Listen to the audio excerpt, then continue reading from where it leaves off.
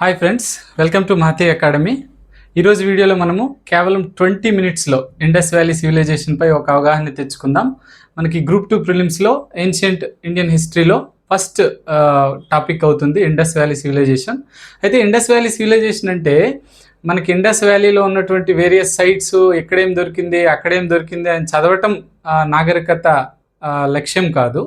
అంటే ఎగ్జామినర్ లక్ష్యం ఏంటంటే మన భారతదేశం యొక్క మొదటి అర్బన్ సివిలైజేషన్ యొక్క ప్రశంసాపూర్వక విలువను గుర్తించటం ప్రధాన లక్ష్యం. కాబట్టి ఇక్కడేముంది అక్కడేముంది అనేది కాకుండా ఒక హోలిస్టిక్గా ఒక అర్థవంతంగా ఈ వీడియోలో మనము తెలుసుకుందాం. అండ్ ఈ వీడియోతో పాటు మన యాప్లో ఒక free test, Indus valley Civilisation పైన ఒక ఫ్రీ టెస్ట్ ఉంది. సో ఎక్కువ స్టేట్మెంట్ బేస్డ్ క్వశ్చన్స్ ఉంటాయి. కొంచెం కొత్త వాళ్ళు ఎవరైనా ఉంటే డోంట్ బి ప్యానిక్, కష్టంగా ఫీల్ అవ్వద్దు. మీకు ఒక రివిజన్ లాగా ఉంటుంది వీడియో చూసిన తర్వాత, దాన్ని మీరు అటెంప్ట్ చేయొచ్చు. అలాగే జిఎస్కి చదువుతున్నటువంటి అభ్యర్థులు ఎవరైనా మన యాప్ నుంచి ఫ్రీ మెటీరియల్స్ ఉన్నాయి. సస్టైనబుల్ డెవలప్మెంట్, డిజాస్టర్ మేనేజ్మెంట్, అలాగే పొల్యూషన్ కంట్రోల్కి సంబంధించి ఫ్రీ మెటీరియల్స్ అందుబాటులో ఉన్నాయి. వాటిని మీరు డౌన్లోడ్ చేసుకొని జిఎస్ కోసం ఉపయోగించుకోవచ్చు. అయితే Indus valley Civilisation is the first phase of urbanisation in India. First phase of urbanisation అంటే పట్టణీకరణకు, భారతదేశంలో పట్టణీకరణకు ప్రథమ దశ. అంటే తర్వాత పట్టణీకరణ భారతదేశంలో చాలా పట్టణాలు వచ్చినాయి. పాటలీపుత్రం అని చెప్పి, వారణాసి, ఇంద్రప్రస్థం, ఇవన్నీ వచ్చాయి, ఉజ్జయిని, ఇలాంటివన్నీ వచ్చాయి. అలాంటి వాటికి తొలి దశ, మొదటి దశ ఇండస్ వ్యాలీ సివిలైజేషన్. ఓకే, ఇంకొక ముఖ్యమైన పాయింట్ ఏంటంటే, మరి ఉన్నట్టుండి ఒక్కరోజే పట్టణాలు డెవలప్ అయిపోతాయా? ఎక్కడైనా అలా జరగదు. పట్టణాలు డెవలప్ అయ్యే క్రమం ఎలా ఉంటుందంటే, ఒక సెటిల్డ్ అగ్రికల్చర్ ఉంటుంది, ఒక స్థిరమైన సెటిల్డ్ అగ్రికల్చర్ ప్రాక్టీసెస్ ఉంటాయి, ఒక స్థిరమైన వ్యవసాయ విధానాలు ఉంటాయి. దానివల్ల సర్ప్లస్ ప్రొడక్షన్ ఉంటుంది, మిగులు ఉత్పత్తి ఉంటుంది. మిగులు ఉత్పత్తి వల్ల ట్రేడ్ డెవలప్ అవుతుంది, వ్యాపారం డెవలప్ అవుతుంది. వ్యాపారాన్ని అనుసరించి క్రాఫ్ట్స్ డెవలప్ అవుతాయి, అలా టౌన్స్ డెవలప్ అవుతాయి. సో దానికి ఇండస్ వ్యాలీ సివిలైజేషన్ ఏమీ మినహాయింపు కాదు. ఇదే ప్యాటర్న్లో డెవలప్ అయింది. అంటే ఇండస్ వ్యాలీ సివిలైజేషన్ ఒక స్థిర నివాసాలు క్రమంగా ఇండస్ వ్యాలీ సివిలైజేషన్గా, అంటే పట్టణాలుగా రూపాంతరీకరణం చెందాయి. దానికి సంబంధించినటువంటి ఎవిడెన్స్ మనకి ఇండియన్ సబ్ కాంటినెంట్, అంటే భారత ఉపఖండంలో లభిస్తుంది. అదేంటి అంటే ఎక్కడ బయటపడ్డాయి మరి అంటే pre Indus valley Civilisation settlements అనుకోవచ్చు. అంటే ఇండస్ వ్యాలీ సివిలైజేషన్కి పూర్వదశ స్థిర నివాసాలు ఎక్కడ బయటపడ్డాయి అని అడిగితే మెహర్గర్ ఏమో మనకి ఎక్కడ ఉంది అంటే, మెహర్గర్ ఈ పాకిస్తాన్ చివరి సరిహద్దు అయినటువంటి ఇక్కడ, అంటే పాకిస్తాన్కి ఇరాన్కి బార్డర్లో ఇక్కడ మెహర్గర్ బయటపడింది అనమాట. ఇది ఇండస్ వ్యాలీ సివిలైజేషన్ యొక్క పూర్వదశ అనుకోవచ్చు. పూర్వదశ సెటిల్మెంట్స్ అక్కడ బయటపడ్డాయి, అంటే ఈ సెటిల్డ్ అగ్రికల్చర్ ప్రాక్టీసెస్ అక్కడ బయటపడ్డాయి అనమాట. అవే క్రమంగా ఇండస్ వ్యాలీ సైట్స్గా డెవలప్ అయ్యాయి. అయితే మరి ఈ ఇండస్ వ్యాలీ సివిలైజేషన్ అనేది మనకి ప్రధానంగా ఇంకొక ముఖ్యమైన లక్షణం, ఇది బ్రాంజేజ్, మెచ్యూర్ ఫ్రేజ్లో బ్రాంజేజ్ సివిలైజేషన్, కాంస్యయుగము అంటాం. కాంస్యయుగము అంటే సాధారణంగా హ్యూమన్ డెవలప్మెంట్ ఎలా జరిగిందంటే, ఫస్ట్ రాతిని వాడినప్పుడు స్టోనేజ్, రాతి యుగము, అందులో నియోలిథిక్ ఏజ్ అనేది లేటర్ పీరియడ్ అనమాట. ఓకేనా, స్టోనేజ్ తర్వాత కాపర్ వాడారు కాబట్టి దాన్ని చాల్కోలిథిక్ ఏజ్. చాల్కో అంటే కాపరు, లిత్ అంటే రాయి అని అర్థం, అంటే రాగిని కలిపి వాడిన కాలం వచ్చింది. దాని తర్వాత బ్రాంజేజ్, తర్వాత ఈ కాపర్కి టిన్ని కలిపి బ్రాంజేజ్ లేదా కాంస్యం తయారు చేశారనమాట, కాంస్యయుగం అంటారు. దాని తర్వాత ఐరనేజ్, ఆ తర్వాత ఐరన్ ఏజ్ వచ్చింది, అది వేదిక్ పీరియడ్. అయితే ఇక్కడ భలే గమ్మత్తైన విషయం ఏంటి మీరు ఆలోచించాలి అంటే, ఈ ఇండస్ వ్యాలీ సివిలైజేషన్లో మెచ్యూర్ ఫేజ్ 3 ఫేజెస్ ఉన్నాయి. ఇందులో early civilization, mature civilization phase and later civilization phase అని. సో ఈ మెచ్యూర్ సివిలైజేషన్ పీరియడ్ ఏదైతే ఉందో అది 2500 BC నుంచి 1900 BC వరకు ఎగ్జిస్ట్ అయి ఉంది. ఆ మెచ్యూర్ ఫేజ్ ఏమో బ్రాంజేజ్కి సంబంధించినటువంటిది.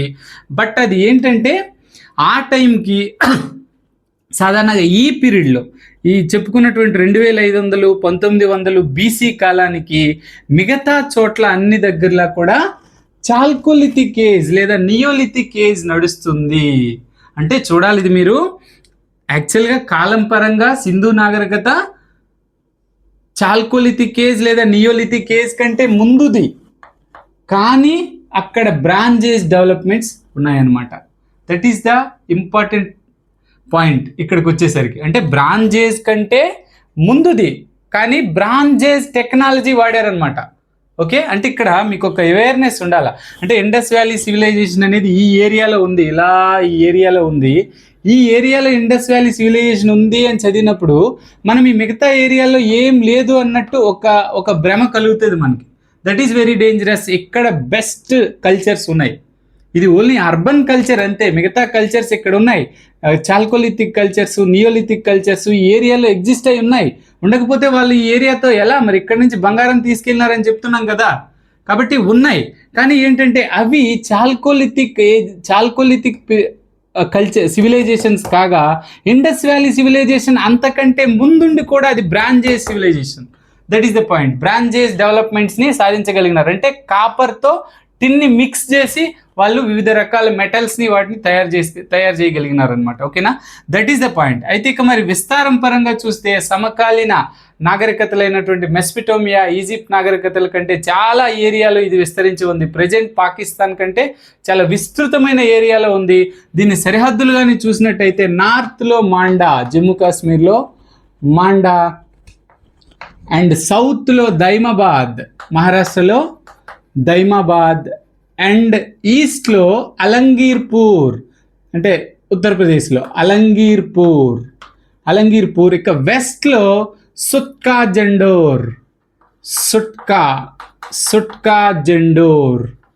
వెస్ట్లో సుట్కా జెండోర్ ఇక్కడ ఉందనమాట. ఇరాన్ పక్కన పాకిస్తాన్లో ఉంది సుట్కా జెండోర్. ఓకే, ఇవి దీని తాలుగా విస్తీర్ణము సమకాలీన నాగరికతల కంటే చాలా పెద్ద నాగరికత ఇది. ఇక దీనిలో మనం ఆలోచిస్తే వరుసగా చాలా గమ్మత్తుగా ఈ నాగరికత బయటపడింది. ముల్తాన్ నుంచి లాహోర్కి బ్రిటిష్ వాళ్ళు రైల్వే లైన్ వేస్తున్నప్పుడు ఒక సీల్ దొరికింది. అది అలెగ్జాండర్ కనింగ్హమ్ అనే అతనికి ఒక ఆర్కియాలజికల్ డిపార్ట్మెంట్కి సంబంధించిన వ్యక్తికి అలెగ్జాండర్ కనింగ్హమ్ అనే అతనికి 1853లో ఆ సీల్ వచ్చింది. అయితే ఆ సీల్ ప్రత్యేకంగా ఉందని గుర్తించగలిగినాడు, కానీ దాని ఇంపార్టెన్స్ ఏంటి అనేది అతను గుర్తించలేకపోయాడు. తర్వాత 1921లో ఇండియన్ ఆర్కియాలజిస్ట్ దయారామ్ సహనీ ఇక్కడ హరప్పాలో తవ్వకాలు జరిపాడు. యాక్చువల్గా సీల్ కూడా కనింగ్హమ్కి హరప్పాలోనే దొరికింది. హరప్పాలో తవ్వకాలు మొదటగా జరిపింది దయారామ్ సహనీ. అది సర్ జాన్ మార్షల్, ఇప్పుడు ఆర్కియాలజికల్ సర్వే ఆఫ్ ఇండియాకి డైరెక్టర్ జనరల్గా ఉండేవాడు. అతని కాలంలో 1921లో హరప్పాలో జరిపారు. నెక్స్ట్ ఆ తర్వాత 1931లో మొహెంజోదారో, ఈ మొత్తం హరప్పా సివిలైజేషన్లో అతి పెద్ద సిటీ మొహెంజోదారో. ఓకే, ఆ మొహెంజోదారోలో ఆర్కియాలజిస్టులు తవ్వకాలు జరిపారు. తర్వాత ఒక పాయింట్ గుర్తుపెట్టుకోండి, 46లో మార్టిమర్ వేలర్ అనే అతను మళ్ళీ హరప్పాలోనే తవ్వకాలు జరిపాడు. ఈ పాయింట్ గుర్తుపెట్టుకోండి, ఒక పాయింట్ కోసం ఇది ఇక్కడ ప్రస్తావించబడింది. ఇక నెక్స్ట్ ఇది తవ్వకాలు అయితే మరి బయటపడిన సిటీస్ ఏంటి అనేది మనం ఒక్కొక్కసారి ఆలోచిస్తే, ఫస్ట్ హరప్పా ఇది పంజాబ్, అంటే పాకిస్తాన్లో పంజాబ్లో ఇక్కడ బయటపడింది. ఇండస్ వ్యాలీ అంటే ఇండస్ రివర్ పక్కన, దాని నుంచి కిందకి పాకిస్తాన్లో పంజాబ్లో ఉంది, ఇది పంజాబ్ రాష్ట్రంలో. నెక్స్ట్ రెండోది మొహెంజోదారో రెండో సిటీ, సేమ్ ఇండస్ వ్యాలీ పక్కనే అలా 450 కిలోమీటర్లు వస్తే ఇక్కడ బయటపడింది మొహెంజోదారో. దాని తర్వాత చున్హోదారో, దాని తర్వాత లోథల్ గుజరాత్లో, ఇక్కడ గుజరాత్లో. ఓకే, గుజరాత్లో లోథల్ తర్వాత ఇంకా కాళీబంగన్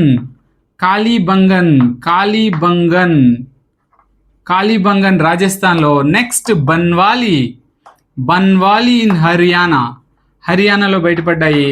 వీటన్నింటిలో కూడా ఈ 6 ప్రముఖ నగరాల్లో కూడా ఇండస్ వ్యాలీ యొక్క మెచ్యూర్డ్ ఫేజ్ ఉంది. పరిణితి చెందిన సింధు నాగరికతని ఈ 6 నగరాలు చూశాయి.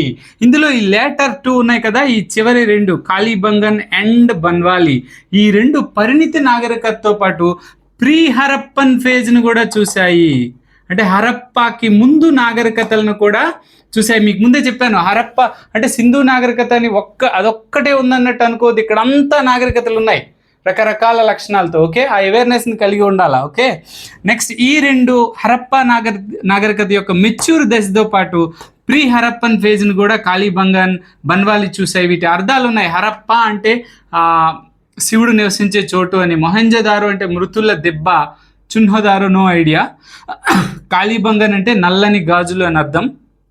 సో ఇంకొకటి ఏంటంటే ఇక్కడ వీటితో పాటు ఈ ఆరింటితో పాటు ఈ మెచ్యూర్ ఫేజ్ని ఇదిగోండి ఇక్కడ చెప్పాను కదా, పశ్చిమ సరిహద్దు రాష్ట్రమైనటువంటి సుట్కా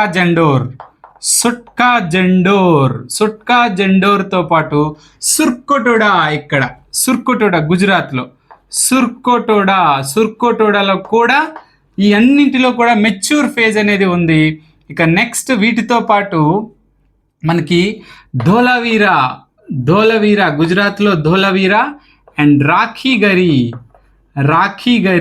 ఈ రెండు చోట్ల రాఖీగరి, ధోలవీరా ఈ రెండింటిలో కూడా ఈ 3 ఫేజ్లు ఉన్నాయి. అంటే early phase, mature phase, later phase, ఈ మూడింటిని చూసినటువంటి Harappa cities Dholavira and Rakhigarhi. Okay, అది ఆ విధంగా గుర్తుపెట్టుకోవాలా. రైట్, ఇప్పుడు ఇది వీటికి సంబంధించినటువంటి ప్రధాన నగరాలు. సో నెక్స్ట్ ఫేజ్లో మనము ఈ మెయిన్ క్యారెక్టరిస్టిక్స్ ఏంటి ఇండస్ వ్యాలీ సివిలైజేషన్కి సంబంధించి. ద ఫస్ట్ వన్ వాళ్ళ యొక్క టౌన్ ప్లానింగ్ అండ్ స్ట్రక్చర్స్ అంటే వాళ్ళ పట్టణ ప్రణాళిక మరియు వారి నిర్మాణాలు. ఈ ప్రతి సిటీలో కూడా సిటాడెల్ అంటే కోట ఒకటి ఉంది, అలాగే పక్కన ఒక లోవర్ టౌన్. అంటే ఎలా కట్టారంటే వాళ్ళు పశ్చిమ దిశలో అంటే వెస్టర్న్ పార్ట్కి సిటాడెల్ చాలా చిన్నది but higher buildings, lower town east వైపు లోవర్ టౌన్ ఉండేది, పెద్దది కాకపోతే లోవర్ బిల్డింగ్స్. ఇక్కడేమో రోలర్స్ ఉండేవారు, ఇక్కడేమో సామాన్య జనాలు ఉండేవారు. ఇవన్నీ కూడా బంట్ బ్రిక్స్తో కట్టబడింది, అంటే కాల్చిన ఇటుకలతో. యాక్చువల్గా ఏంటి కాల్చిన ఇటుకలకు ఉన్న ప్రాధాన్యత? ఇదే కాలంలో ఈజిప్ట్ నాగరికత ఎంతో గొప్ప నాగరికత. పిరమిడ్ల లాంటి నిర్మాణాలని నిర్మించి ఎప్పటికీ అబ్బురపరిచే నిర్మాణాలను కట్టినటువంటి ఈజిప్ట్లు కూడా డ్రైడ్ బ్రిక్స్ని వాడారు, ఎండబెట్టిన ఇటుకల్ని వాడారు. బట్ బంట్ బ్రిక్స్ అంతకంటే అడ్వాన్స్డ్ టెక్నాలజీ కాబట్టి వాటిని వాడారు వీళ్ళు. ఓకే, ఇది వాళ్ళ స్ట్రక్చర్కి సంబంధించి. ఇంకా అలాగే మొహంజదారోలో గ్రేట్ బాత్ మహాస్నాన వాటిక అనే గొప్ప నిర్మాణాన్ని నిర్మించారు. ఇది రిచువల్ బాతింగ్కి సంబంధించినది, అంటే ప్యూరిఫికేషన్ బాతింగ్ అంటే మనకి పవిత్ర స్నానాలకు సంబంధించినటువంటిది. గ్రేట్ బాత్ మొహంజదారోలో బయటపడింది. దాంతోపాటు మొహంజదారోలోని గ్రానరీస్ కట్టారంటే ధాన్యాగారాలు బయటపడ్డాయి. పెద్ద ధాన్యాగారం బయటపడింది మొహంజదారోలో. ఏంటి ఆ ధాన్యాగారాలు ఎందుకు కట్టారు అంటే మామూలుగా ఈ గ్రెయిన్స్ని అంటే ధాన్యాలని వీళ్ళు ట్యాక్స్ రూపంలో కలెక్ట్ చేసి అక్కడ ఉంచేవారు, వాటినే జీతాల్లాగా చెల్లించేవారు. డబ్బుని మనీని జీతాలకు చెల్లించేవారు కాదు. ఈ గ్రెయిన్స్నే అంటే మెసపటోమియా సమకాలీన నాగరికత అయిన మెసపటోమియాలో కూడా ఇలాగే ఉద్యోగులకి జీతాలనేమో గ్రెయిన్స్ రూపంలో ఇచ్చేవారు. ఇక్కడ కూడా ధాన్యాల రూపంలో వీళ్ళు ఇచ్చారనమాట. అంతేకాకుండా ఎమర్జెన్సీలో కూడా వాడుకోవడానికి గ్రానరీస్ కట్టారు. ఇవి హరప్పాలో కూడా ఉన్నాయి, 6 ఉన్నాయి. ఇక్కడ ఒక పెద్ద గ్రానరీ బయటపడింది మొహంజదారోలో. ఓకే, వీళ్ళ నిర్మాణాల కోసం మనం మాట్లాడుతున్నాము. ఓకేనా, నెక్స్ట్ ఇంకా చూసుకుంటే టౌన్ ప్లానింగ్, అబ్బురపరిచే టౌన్ ప్లానింగ్ ఉంది వీళ్ళ దగ్గర. గ్రిడ్ సిస్టంలో వీళ్ళు టౌన్స్ని నిర్మించి ఆ రోడ్లు అన్నింటికి వీళ్ళు మురికి కాలువలను ఇస్తూ డ్రైనేజ్, ఒక సోఫిస్టికేటెడ్ డ్రైనేజ్ సిస్టమ్ని ఉపయోగించారు. సో ఆ సమకాలీన నాగరికతల్లో వీళ్ళకున్న హెల్త్ అవేర్నెస్ ఇంకా ఏ నాగరికతలకి లేదు అని మనం ఎలా చెప్పొచ్చు అంటే వీళ్ళ యొక్క డ్రైనేజ్ సిస్టమ్, మ్యాన్ హోల్స్ వాటికి పెట్టి వాటిని క్లాగ్ అయిపోతే క్లీన్ చేయడానికి ఇలాంటివన్నీ రూపొందించారు. సో అది వీళ్ళ టౌన్ ప్లానింగ్ అండ్ స్ట్రక్చర్కి సంబంధించినటువంటిది. Just a minute. వీళ్ళు ఏం వ్యవసాయం చేశారు అనేది నెక్స్ట్ పాయింట్ మనం చూస్తే వీళ్ళ అగ్రికల్చర్ గుర్తుపెట్టుకోవాలి. గొప్పదైనటువంటి టౌన్స్ ఉన్నప్పటికీ కూడా వీళ్ళు వ్యవసాయం బాగా చేసి సర్ప్లస్ సాధించారు కాబట్టి సర్ప్లస్ ప్రొడక్షన్ అంటే మిగులు ఉత్పత్తిని సాధించారు కాబట్టి వీళ్ళు టౌన్స్ని డెవలప్ చేయగలిగారు. వీళ్ళు ఏమేమి పండించారు అంటే వీట్ బార్లీ పండించారు, పీస్ కొన్ని రకాలటువంటి అంటే ఈ బఠానీ లాంటివి పండించారు, అండ్ మస్టర్డ్ పండించారు, ఆవాలు పండించారు, అండ్ సెసమం నువ్వులు పండించారు, ఇవన్నీ పండించారు. బట్ వీళ్ళు రైస్ని అంతగా పండించినట్టు మనకు ఆనవాళ్ళు దొరకట్లేదు. అయితే 1800 BC నాటిది, అంటే మెచ్యూర్ పీరియడ్ తర్వాత, అంటే మనకి లేటర్ పీరియడ్ ఉంది కదా, ఈ లేటర్ పీరియడ్లో 1800 BC నాటికి లోథల్లో ధాన్యానికి సంబంధించినటువంటి రిమైన్స్ దొరికాయి. కాకపోతే వీళ్ళు రైస్ అంటే వరి ధాన్యాన్ని అంతగా పండించినట్టు మనకి కనబడట్లేదు. అది వీళ్ళ అగ్రికల్చర్ ప్రాక్టీసెస్. నెక్స్ట్ ఇంకా చూస్తే వీళ్ళు డొమెస్టికేషన్ ఏ జంతువుల్ని పెంచారు అంటే ఆక్సెన్ ఎద్దును పెంచారు, బఫెలో అండ్ షీప్, గోట్ వీటన్నింటిని పెంచారు, పిగ్స్ని పెంచారు. ఎక్కువగా వీళ్ళకి అత్యంత ఇష్టమైనటువంటిది హంప్డ్ బుల్ అంటే మూపురం కలిగినటువంటి ఎద్దు. అది వీళ్ళ సీల్స్లో ఎక్కువగా అది కనిపిస్తుంది, మూపురం కలిగినటువంటి ఎద్దు. హంప్డ్ బుల్ని ఎక్కువగా పెంచినట్టు తెలుస్తుంది. బట్ వీరు దేన్ని పెంచలేదు, వీళ్ళకి హార్స్ తెలీదు.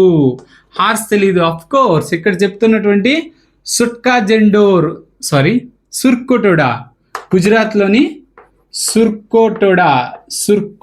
గుజరాత్లోని సుర్కోటోడాలో హార్స్ బోన్స్ తాలూగా రిమైన్స్ అక్కడ బయటపడ్డాయి. అయితే ఇది డౌట్ఫుల్గా ఉంది. ఎనీవే మనం ఫైనల్ కంక్లూజన్ ఏం చేయొచ్చు అంటే ఇది హార్స్ సెంట్రిక్ సివిలైజేషన్ కాదు.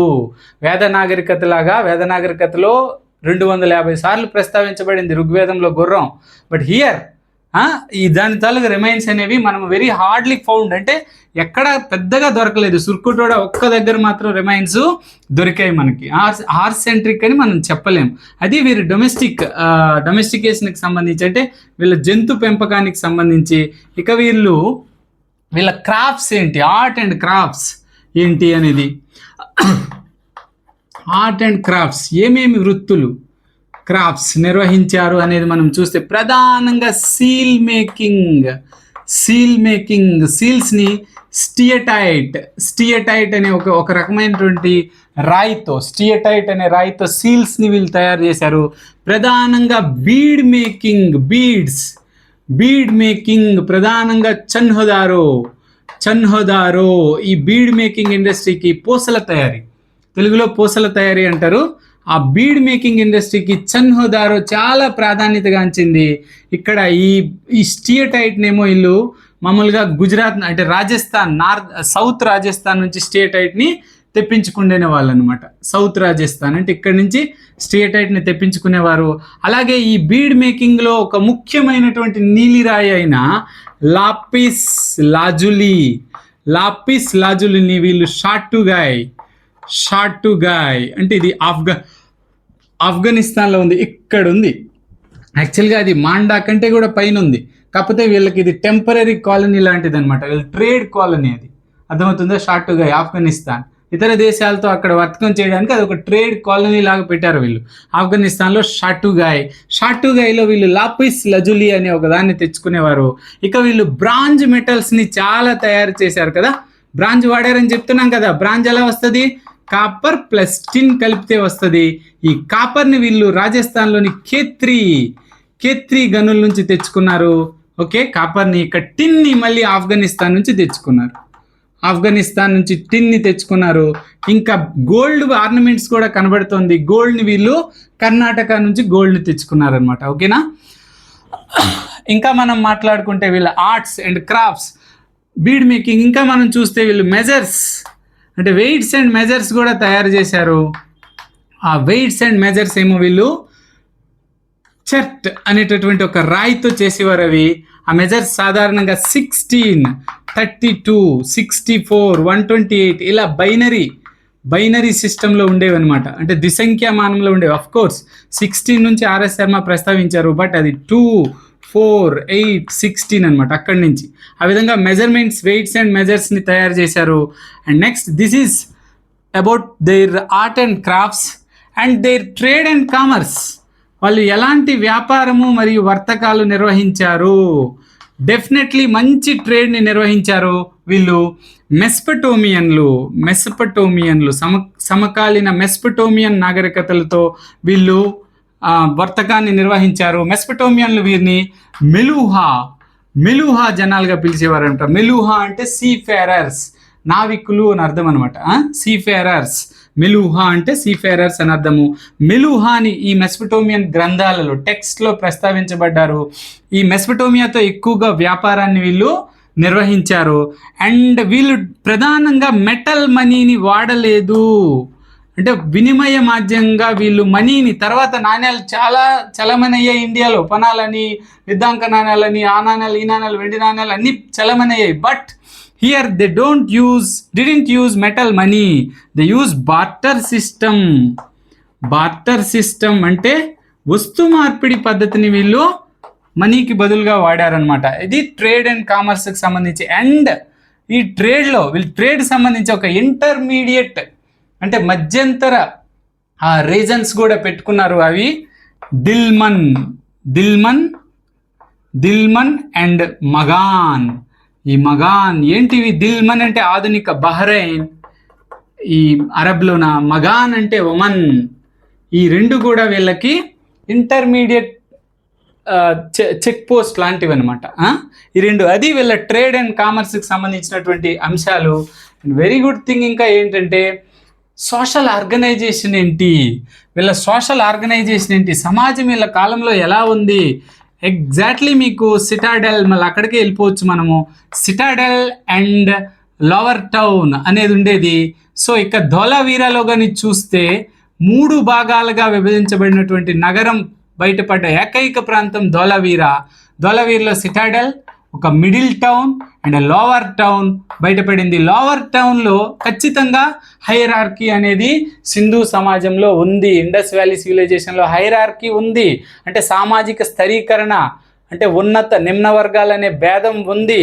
ఉన్నత వర్గాలేమో సిటాడెల్లో రూలింగ్ క్లాస్ ఏమో నివసించింది, ఇక లోవర్ టౌన్లోనేమో మామూలు ప్రజలు నివసించారు. ఇక ధోలావీరాల దగ్గర అయితే త్రీ టైప్స్ ఆఫ్ సిటీ అక్కడ మనకి బయటపడింది, 3 రకాలది. సో ఈ మిడిల్ టౌన్లో మధ్యవర్తులు, మర్చెంట్స్ నివసించేవారు. అర్థమవుతుందా? సో ఇక సోషల్ స్ట్రక్చర్ అది. మరి పాలిటీ ఏంటి? ఖచ్చితంగా వీళ్ళని కంట్రోల్ చేసే ఒక కేంద్రీకృత వ్యవస్థ ఉంది. ఎందుకంటే ఇంత పెద్ద విస్తారమైనటువంటి ఏరియాలో చాలా అంశాల్లో వీళ్ళకి యూనిఫార్మిటీ ఉందన్నమాట. అంటే వీళ్ళ బ్రిక్ సైజెస్ కానీ, లేకపోతే వీళ్ళ మెజర్మెంట్స్ కానీ, తర్వాత వీళ్ళ బీడ్స్ కానీ, లేకపోతే సీల్స్, వేరియస్ రీజన్స్లో సీల్స్ అన్నీ ఒకేలాంటి సీల్స్ బయటపడ్డాయి. సో దట్ మనం ఏం కంక్లూడ్ చేయొచ్చు, వీళ్ళని కంట్రోల్ చేస్తున్న ఒక సెంట్రల్ రూలింగ్ సిస్టమ్ ఇక్కడ ఉంది. బట్ అదేంటి అనేది మనకు స్పష్టంగా తెలీదు. మొహెంజోదారోలో ఒక ప్రీస్ట్ కింగ్ విగ్రహం స్ట్రీటైట్తో చేసినటువంటిది బయటపడింది. ప్రీస్ట్ కింగ్ మీన్స్ అదే మనకి పురోహితుడు అని చెప్పేసి కొంతమంది అంటారు, అతనే కింగ్ లాగా పనిచేసేవాడు ఇక్కడ అని అంటారు. అది మొహంజోదారోలో బయటపడింది. But it is doubtful. ఇక్కడ ఆర్ఎస్ శర్మ ఏం చెప్తున్నారంటే మర్చెంట్స్ దీన్ని రూల్ చేశారు అన్నట్టు ఆర్ఎస్ శర్మ చెప్తున్నారు.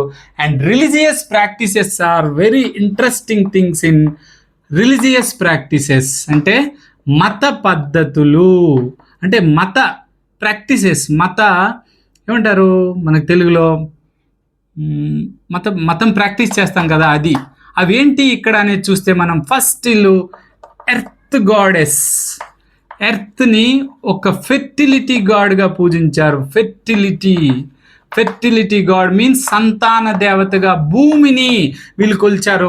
ఒక సీల్ బయటపడింది. ఆ సీల్లో ఒక లేడీ నుంచి ఒక మొక్క వచ్చినట్టు ఆ సీల్ ఉందన్నమాట. అంటే లేడీ గర్భం నుంచి మొక్క వచ్చినట్టు ఉంది. సో దట్ ఏం కంక్లూడ్ చేయొచ్చు, ఎర్త్ నుంచి కదా మొక్కలు వస్తాయి. కాబట్టి ఎర్త్ని ఇప్పుడు ఈజిప్ట్లో ఇసిస్ అని కొలిచేవారు అనమాట. నైల్ దేవతని ఇసిస్ అంటే సంతానోత్పత్తి దేవతగా. ఆ ఇసిస్ని వాళ్ళు కొలిచినట్టు వీళ్ళు ఎవరిని కొలిచారు? ఎర్త్ని కొలిచారు అనమాట. అర్థమవుతుందా? సంతాన దేవతగా. ఇలా అడుగుతాడు, ఈజిప్ట్లో ఇసిస్ని సంతాన దేవతగా కొలిచినట్టు సింధు ప్రజలు సంతాన దేవతగా ఎవరిని కొలిచారు అని అడుగుతారు. అడిగితే ఎర్త్ ఆన్సర్ పెట్టుకొని వచ్చేస్తారు. ఓకేనా? నెక్స్ట్ చూస్తే ఇక విమెన్ని, చాలా అమ్మతల్లి గాడెస్ని చాలా పూజించారు. చాలా దగ్గర బయటపడ్డాయి, అది నేను వేరే చెప్పక్కర్లేదు. నెక్స్ట్ ఇంకా చూసుకుంటే పశుపతి సీల్స్ విస్తారంగా లభించాయి. ఈ పశుపతిని విస్తారంగా పూజించేవారు, యోగిక్ ముద్రలో ఉండేవారు. పశుపతి ఆ సీల్ పైన ఒక గుర్రము, ఒక ఎలిఫెంట్, ఒక రినోసెరస్, ఒక బఫెలో, ఒక డీర్ ఉండేదన్నమాట. అందులో మీరు ఎలా ఎలిమినేట్ చేయాలంటే ఏది లేదు అనేది చూస్తే అవి ఒకసారి అవి చూసేసి ఏది లేదు చూడాలి. ఏమేం లేదు, టైగర్ కూడా ఉంది అక్కడ, టైగర్ కూడా ఉంది. సారీ, ఐఎమ్ వెరీ సారీ, గుర్రం అని చెప్పాను, టైగర్. హార్స్ అస్సలు లేదు, హార్స్ వీళ్ళకి తెలియదనే మనం నిర్ధారించాం. కాబట్టి టైగర్ ఉంది సీల్లో. ఏం లేదు, లైన్ లేదు, కౌ లేదు, హార్స్ లేదు. అవి గుర్తుపెట్టుకోండి, మిగతావి అక్కడ ఉన్నాయి. సో పశుపతినాథునితో పాటు వీళ్ళు ట్రీస్ని కొలిశారు. ట్రీస్ని ప్రధానంగా పీపల్ ట్రీ, ఒక పీపల్ ట్రీ మధ్యలోంచి ఒక దేవుడు వచ్చినట్టు ఒక స్టియోటైట్ మనకి సీల్ బయటపడింది. అలాగే వీళ్ళు యానిమల్స్ని కొలిచారు. ప్రధానంగా వన్ హాండ్ యూనికార్న్ అంటే గుర్రంలాగా, రెక్కల గుర్రంలాగా ఒక్క ఒంటి కొమ్ముతో ఉన్నటువంటి ఒక జంతువుని పూజించారు. తర్వాత హంప్డ్ బుల్, దాని తర్వాత ఎక్కువ హంప్డ్ బుల్. ఓకేనా, అంటే మూపురం కలిగిన ఎద్దును పూజించారు. దాంతోపాటు ఇతర జంతువులను కూడా పూజించారు. ఇంకా వీరు యాములెట్స్ అంటే తాయెత్తుల్ని ధరించారు. అంటే అర్థం ఏంటి, వీళ్ళకి దుష్ట శక్తుల నుండి తాయెత్తులని రక్షించే మార్గాలుగా వీళ్ళు వాటిని ధరించారు. సో అమ్యులెట్ని ధరించారు అంటే అర్థం ఏంటి, వీళ్ళకి దుష్ట శక్తుల పట్ల అవి హాని చేస్తాయనే ఎరుక వీళ్ళకి ఉంది. అది వీళ్ళ రిలీజియస్ ప్రాక్టీసెస్. ఇంకా Harappa script, very very important. Harappa script is not a alphabetical script, అంటే ఆల్ఫాబెటిక్ స్క్రిప్ట్ కాదు ఇది, అక్షరాల రూపంలో ఉన్నది కాదు ఇది. హరప్పా స్క్రిప్ట్ ఇంకా మనం చదవలేకపోయాం. But it is a pictographic అంటే పిక్టోగ్రాఫిక్ మీన్స్ చిత్రాల రూపంలో ఉన్నది, బొమ్మల రూపంలో ఉన్నటువంటిది. అంతేకాకుండా బాస్ట్రోఫిడాన్ అంటారు. అక్కడ మీకు క్యూనిఫోరస్ ఇలాంటివేవో ఇస్తాడు, అంటే మెసోపోటేమియా, ఈజిప్ట్ నాగరికతలకు సంబంధించిన లిపులు ఇస్తాడు ఆప్షన్స్లో. బట్ ఇది బాస్ట్రోఫిడాన్ అంటే ఎలాగంటే ఇలా ఒక లైన్ ఉంటుంది, ఎద్దుతో నాగలి దున్నినట్టును ఇలా కిందకు ఒక లైన్ వస్తుంది, మళ్ళీ ఇలాగొస్తుంది, అలాంటి లిపిది అని డిసైడ్ చేస్తున్నారు. మొత్తానికి ఇది ఆల్ఫాబెటికల్ అయితే కాదు, ఇంకా మనం చదవలేకపోయాం. లిపి చదివితే ఇంకా ఇన్ఫర్మేషన్ మీకు తెలుసా, ఈ గొప్ప నాగరికతకు సంబంధించి మన నాలెడ్జ్ లెస్ దెన్ 1%. 2800 సైట్స్ ఉన్నాయి, అర్థమవుతుందా? ఇంకా మనము లెస్ దెన్ 1%, నేను ఇప్పుడు 20 minutes చెప్పింది మీకు అర్థమవుతుందా? నెక్స్ట్ అది లిపికి సంబంధించినటువంటిది. ఇంకా వీళ్ళకి మనం తెలుసుకోవాల్సింది ఏమంటే, నెక్స్ట్ సీల్స్ అండ్ సీలింగ్స్ అయిపోతే next end of the civilisation ఎలా జరిగింది, సింధు నాగరికత పతనానికి గల కారణాలు ఏంటి అంటే సింగిల్ రీజన్ లేదు. మొహంజోదారో లాంటి సిటీలో దాడులు జరిగి ఉండొచ్చు, లేదా నది వరదలు సంభవించి ఉండొచ్చు, లేదా వాతావరణ మార్పులు జరిగి ఉండొచ్చు, నది తన మార్గాన్ని మార్చుకోవడం వల్ల కావచ్చు, అలాగే ఆర్యులు లాంటి విదేశీయుల దాడులు కూడా జరిగి ఉండొచ్చు. నేను మార్టిమర్ వేలర్ గుర్తుపెట్టుకోమన్నాను కదా. సో మార్టిమర్ వేలర్ హరప్పాలో పరిశోధనలు చేసి అక్కడ ఈ ఆర్యులలో ఋగ్వేదంలో ఇంద్రుడికి ఉన్న పురందర్ అనే దాన్ని బట్టి ఆర్యులు ఈ నాగరికతను నాశనం చేశారని మార్టిమర్ వేలర్ చెప్పాడు అనమాట. పురందర్ అంటే అతను అర్థం ఏం చెప్తున్నాడంటే పురములను ధ్వంసం చేసిన వాడు. మరి ఇంద్రుడు ధ్వంసం చేసిన ఆ పురములు లేదా సిటీస్ ఈ ఇండస్ వ్యాలీ సివిలైజేషన్కి సంబంధించినటువంటివి అని మార్టిమర్ వేలర్ చెప్తున్నాడు. ఇక ఇతర రకాల అన్ని రకాల కారణాల వల్ల ఇండస్ వ్యాలీ సివిలైజేషన్ అంతమైపోయి ఉంటుంది. అయితే ఏదో రూమ్ తలుపు మూసేసినట్టు ఒక్కసారి ఇలాంటి నాగరికతలు అంతమైపోవు. వాటి తలుగా లేటర్ పీరియడ్స్ అలాగా సౌత్కి వస్తూనే ఉన్నాయి. వాటి లేటర్ పీరియడ్స్ ఏమో అంటే లేటర్ ఇండస్ వ్యాలీ సివిలైజేషన్స్ ఇండియాలో చాల్కోలిథిక్ కల్చర్స్గా ఎగ్జిస్ట్ అయి ఉన్నాయి. చూడండి, ఎన్నో విషయాలు. అమ్మతల్లిని పూజిస్తాము, చెట్లను పూజిస్తాము, జంతువులను పూజిస్తాము, మూపురం కలిగిన ఎద్దు వస్తే నమస్కారం పెడతాము, అమ్యులెట్స్ ధరిస్తాము, తాయెత్తులు ధరిస్తాము, తల్లిని గౌరవిస్తాము. ఇవన్నీ జరుగుతాయి. అన్నీ కూడా ఇండస్ వ్యాలీ సివిలైజేషన్ నుంచి వచ్చినటువంటివి. 16 మొన్నటి వరకు రూపాయికి 16 అనాలో ఏదైనా ఒక మెజర్మెంట్ ఉంది. రూపాయికి 16 అనాలనే మెజర్మెంటు ఒక 50 సంవత్సరాల క్రితం వరకు ఇండియాలో ఎగ్జిస్ట్ అయి ఉంది. సో వీటన్నింటి బట్టి మనం చెప్పొచ్చు ఇండస్ వ్యాలీ సివిలైజేషన్ నాగరికత చాల్కోలిథిక్ కల్చర్స్గా కొనసాగుతూ ఉంది ఇండియాలో. So this is about Indus valley Civilisation. మీకు అర్థమై ఉంటుంది ఏం చదవాలి అనేది. ఇలాంటి డెప్త్ ఎనాలిసిస్, డెప్త్ కంటెంట్ ఓరియంటేషన్లో మన క్లాసులు సాగుతున్నాయి. మన దగ్గర ఒక ఫుల్ కోర్స్ ఉంది గ్రూప్ 2కి సంబంధించి. ఏపీఎస్సి గ్రూప్ 2 మెంటర్షిప్ అవైలబుల్గా ఉంది. అందులో ఇలాంటి క్లాసెస్ డెప్త్ ఎనాలిసిస్ ఉంటుంది. అదేవిధంగా టెస్ట్ల రూపంలో మీ అవగాహనని ఎప్పటికప్పుడు టెస్ట్ చేయడం కూడా జరుగుతుంది. అవసరమైన సలహాలు, సూచనలు ఇవ్వడం జరుగుతుంది. ఎవరైనా ఇంట్రెస్ట్ ఉన్న వాళ్ళు ఈ వీడియో డిస్క్రిప్షన్లో యాప్ లింక్ ఉంటుంది, డౌన్లోడ్ చేయండి. Thank you very much.